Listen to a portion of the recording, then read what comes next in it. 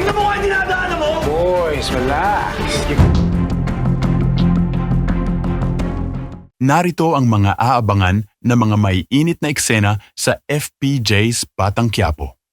Nagtungo si David sa pasugalan para ilibang ang sarili matapos ang kaliwat kanan na problema ng kanyang pamilya. Kasama niya si Attorney Vera na nagpunta sa pasugalan. Sinubukan pa siyang pigilan ni Vera sa pagwawaldas ng pera. Hindi na nagpapigil pa si David kay Vera hanggang sa nabangga nito ang mga pinagkakatiwalaang security ni Congressman Miguelito Guerrero. Pumalag si Jason kay David na nabangga nito. Kaagad namang dumating si Miguelito at pinakalma ang mainit na tagpo.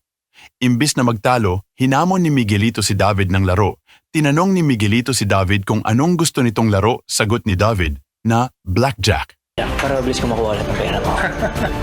Isa pa sa ating aabangan ay ang gulo sa isang bar sa pagitan ni Santino at ng isang grupo. Pumalag si Santino sa pag-asta ng isang lalaki sa isang babae sa bar, matapos nga nitong helain ang babae. Pinabibitawan ni Santino sa lalaki ang babae, na itanong naman ng guy kung sino siya. Nagpanggap naman si Santino na kasintahan niya ang babae, na kaagad namang itinanggi ng babaeng kanyang ipinagtanggol. Ang babaeng ito ay anak ng Vice Mayor ng Maynila na si Olivia Guerrero na kapatid ni Mayor Roberto. Habang pinalagan ni Santino ang isang lalaki, nakamasid lang sa kanila ang kapatid ng babae sa kanila.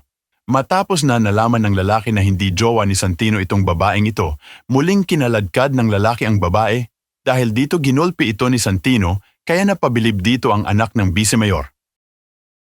Samantala, isa pa sa inaabangan ng karamihan ang kidnap for ransom kay Tanggol kapalit ang 30 milyong piso na salapi. Pinatutubos ng pamilya ni Fatima si Tanggol sa pamilyang Montenegro kapalit ng naturang halaga ng pera. Nagkausap si Tanggol at Ramon at sinabihan ni Tanggol si Ramon na huwag sundin ang utos nila dahil kaya nito ang kanyang sarili. Tinakot pa ng tatay ni Fatima si Tanggol na patayin kung hindi ibibigay ang kanilang gusto.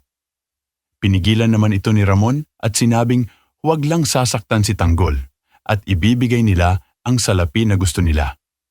Tiniyak naman ni Ramon sa mga ito na kung may mangyayari kay Tanggol, susunugin nila ito ng buhay, na siyang ikinagulat naman nang marinig ng mga pamilya ni Fatima.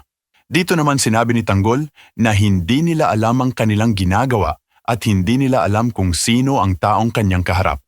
Mas maiinit na mga eksena pa ang ating aabangan sa FPJ's Batang Quiapo. Kung may reaksyon kayo, mag-comment lang sa ating comment section at huwag kalimutan na mag-subscribe sa ating channel sa Teleseries PH.